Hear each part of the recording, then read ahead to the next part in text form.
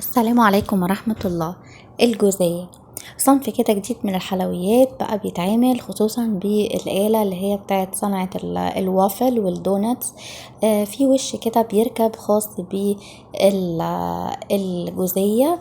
النهاردة ان شاء الله عملنا المقادير وهسيبها لكم في صندوق الوصف. مجرد بس ما بنكور العجينة. طبعا في ناس بتحب تضغط على العجينة، وفي بس مجرد ان احنا بنحط لها كورة والجزء اللي فوق هو اللي بيضغطها. فسواء عملناها كده او كده الاتنين طريقة صحيحة، بس الاسهل لان المكنة في نص الشغل والعمل هتلاقوها سخنت شوية، فالاسهل ان احنا هنحط الكرات من بعيد علشان طبعا ما نتلسعش. هنا قسمنا العجين بتاعنا لعدد من الكرات، وحبيت اجرب معاكم. بصوا يعني حتى الاخطاء اللي انا وقعت فيها هقولها لكم. طبعا هنا دي مكنة صناعة الدوناتس والوافل، زي ما قلت لكم بيجي معاها جريل وبيجي معاها اكتر من وجه. هشرح لكم كل حاجة ان شاء الله، هنعمل ريفيو منفصل عنها في حلقة تانية.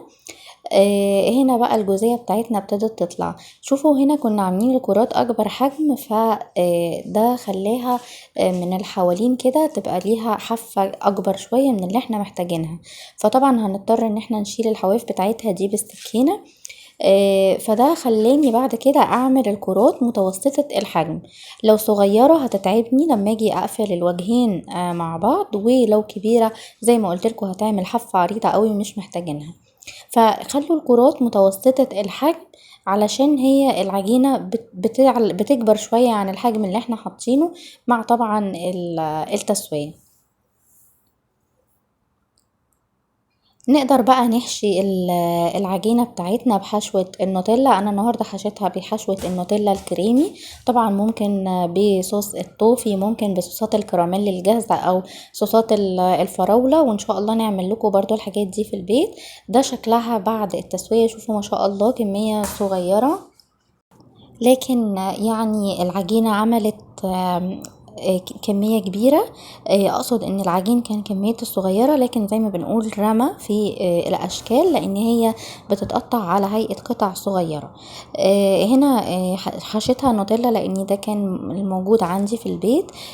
تقدروا تعملوها بصوصات، وتقدروا كمان بعد الوجه النهائي تغطسوها لو عندك شوكولاتة على حمام مائي، سواء شوكولاتة باللون الدارك الاسود او شوكولاتة بيضة.